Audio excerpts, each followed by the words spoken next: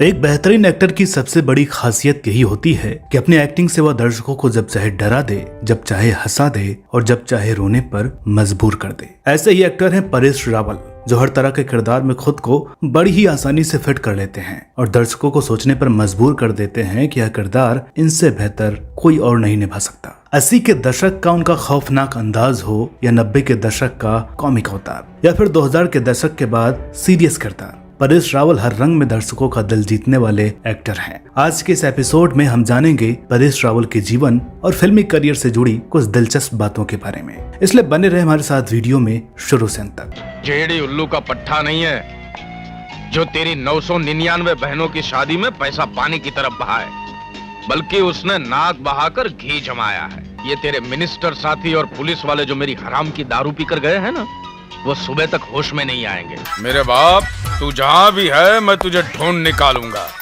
चल चुप, बाप के दिने ये सरस्वती के मंदिर में बैठकर रति की पूजा करना, ये तुझे शोभा देता है? ओ भाई साहब, ओ जी कच्चा ले लो। नहीं चाहिए। अरे कच्चा ले लो, बड़ा ठा कच्चा है, ले लो। वो पहन के उड़ जाओगे नहीं फटेगा, पहन के लड़ जाओगे नहीं फटेगा, पहन के कुतुब मीनार चढ़ जाओगे नहीं फटेगा, और कुतुब मीनार से नीचे कूद जाओगे आपका सब कुछ फट जाएगा, कच्चा नहीं फटेगा। बम्बई की पुलिस से भैया मुझे बहुत डर लगता है। डंडा उठा उठा के मारती है। मैं मौत से नहीं डरता हूँ, बम्बई पुलिस से डरता हूँ बस। वो 20 लाख के पास टैक्सी रिक्शा का पैसा नहीं, जैसा चल के आएगा। मस्त जोक मारा रे, ये हंस रहे हलकट हंस। हाँ। कहाँ तक पढ़े हैं आप?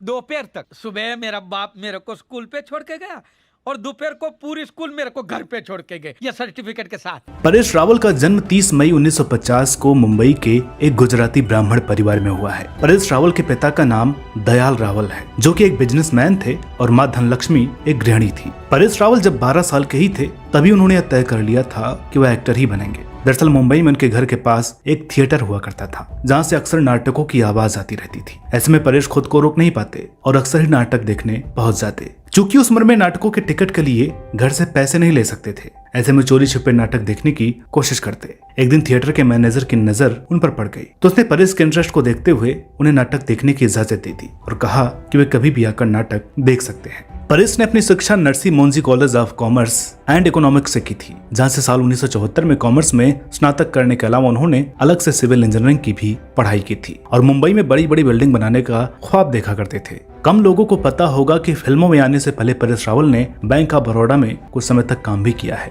लेकिन जल्द ही उन्हें इस बात का अंदाजा हो गया कि वे एक्टिंग के लिए ही बने हैं और बैंक की नौकरी ज्यादा समय तक नहीं कर पाएंगे। परेश रावल अपनी पढ़ाई के दौरान ही थिएटर से जुड़ गए थे और नौकरी छोड़ने के बाद पूरी तरह से थिएटर करने लगे थे। परेश रावल ने अपने करियर की शुरुआत 1982 में गुजराती फिल्म नसीबनी बलिहारी से की थी। हिंदी फिल्मों में रावल ने अभिनय की शुरुआत 1984 में आई फिल्म होली नाम की फिल्म से की थी, जिसमें उन्होंने एक सपोर्टिंग रोल निभाया था। परेश साल 1985 में आई अर्जुन और 1986 की नाम जैसी फिल्मों में नोटिस किए गए, जिसके बाद उन्होंने कभी पीछे मुड़कर नहीं देखा और 90 के दशक के मध्य तक आते आते परेश लगभग 100 से अधिक फिल्मों में खलनायक की भूमिका में नजर आए। हालांकि इस दौरान वे सरदार और तमन्ना जैसी कुछ फिल्मों में गंभीर भूमिकाओं में भी दिखे थे। दोस्तों, परेश ने बतौर विलन दर्शकों को जितना डराया है, उतना ही कॉमेडियन के तौर पर हंसा कर लोगों को लोटपोट भी किया है। ढेरों नेगेटिव किरदार करने के बाद परेश ने कॉमिक किरदारों में भी काम करना शुरू कर दिया और साल 1994 में आई फिल्म मोहरा के लिए बतौर best comedian film fair award की ओर से नॉमिनेट भी किए गए। साल 1997 में आई फिल्म चाची 420 के लिए उन्हें एक बार फिर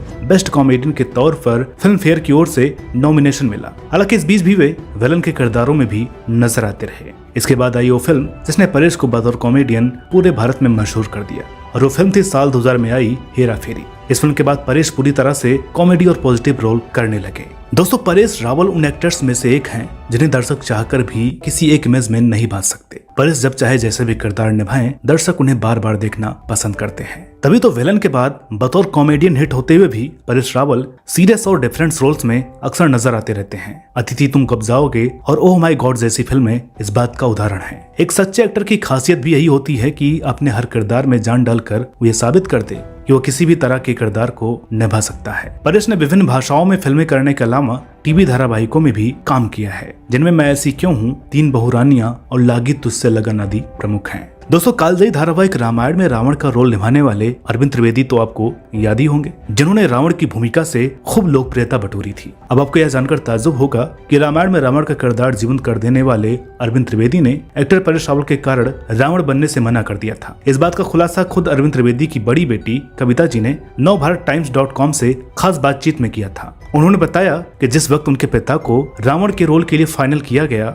वह परेश रावल के फेमस प्ले महारथी का हिस्सा थे। दरअसल पहले उन्होंने सोचा था कि रावण का रोल 1-2 दिन का ही होगा, लेकिन जब उन्हें यह पता चला कि यह लंबा चलेगा तो परेशान हो गए। उन्हें लगा कि परेश जी के साथ महारथी की जो कमिटमेंट है वह टूट जाएगी। यह सोचकर अरविंद त्रिवेदी ने रामानंद सागर से रावण के रोल के लिए मना कर दिया। लेकिन जब इस बात का पता परेश रावल को लगा, उन्होंने खुद अरविंद त्रिवेदी से कहा कि रामायण में रावण का रोल लाइफ टाइम का मौका है, मैं अपने प्ले में आपका रिप्लेसमेंट कर लूंगा, आपको रावण का रोल जरूर करना चाहिए। साल 2014 में परेश अहमदाबाद लोकसभा क्षेत्र से भारतीय जनता पार्टी की तरफ से वो लोकसभा चुनाव में अहमदाबाद पूर्व निर्वाचन क्षेत्र से चुनाव लड़े थे और जीतकर लोकसभा सांसद बने। इसके बाद परेश को साल 2019 के लोकसभा चुनाव में भी उम्मीदवार बनने का मौका मिला, लेकिन उन्होंने कहते हुए टिकट नहीं लिया कि वह राजनीति को पर्याप्त समय नहीं दे पा रहे हैं। अवार्ड की बात करें तो परेश रावल को अलग अलग फिल्मों के लिए 5 बार फिल्म फेयर अवार्ड से सम्मानित किया जा चुका है। इसके अलावा उन्हें 4 बार जी सिने अवार्ड्स, 3 बार स्टार स्क्रीन अवार्ड्स और एक बार आईफा अवार्ड्स व अप्सरा अवार्ड से सम्मानित किया जा चुका है। परेश को फिल्म वो छोकरी और सर के लिए सर्वश्रेष्ठ सहायक अभिनेता के